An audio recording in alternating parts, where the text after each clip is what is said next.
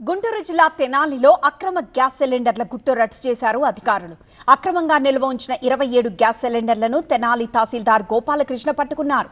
Tenali bus stand సమీపంలోని షాపుల్లో అక్రమ గ్యాస్ సిలిండర్ల విక్రయాల దందా నడుస్తోందన్న సమాచారంతో ఈ తనిఖీలను నిర్వహించారు.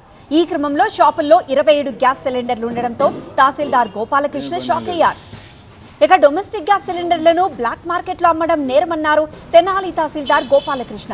అక్రమ సిలిండర్ల వ్యవహారంపై పోలీసులకు ఫిర్యాదు చేస్తామని, ఈ దందా వెనక ఎవరున్నారనే విషయంపై దర్యాప్తు చేయిస్తామని చెప్పారు.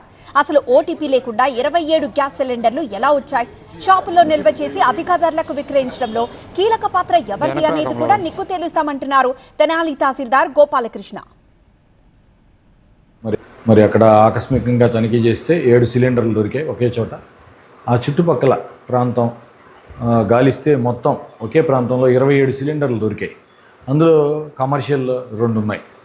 అక్కడ నుంచి రాబడిన సమాచారం మేరకు పాండురంగపేటలో కూడా ఒక గ్యాస్ స్టవ్ రిపేర్ చేసే ఒక ప్రాంతంలో అబ్జర్వ్ చేస్తే ఒకే ఇంట్లో సుమారుగా 20 సిలిండర్లు ఉన్నాయి. మరి అందులో కమర్షియల్ సిలిండర్లు కూడా 7 ఉన్నాయి. ఇది ఒక విధంగా చెప్పాలంటే ప్రభుత్వం కోట్లు ఖర్చు పెట్టి మరి ప్రజలకి గృహావసరాల కోసం సిలిండర్లు పంపిస్తుంటే దీన్ని బ్లాక్ మార్కెటింగ్ చేయడం ఇది చట్టరీత్యా నేరం.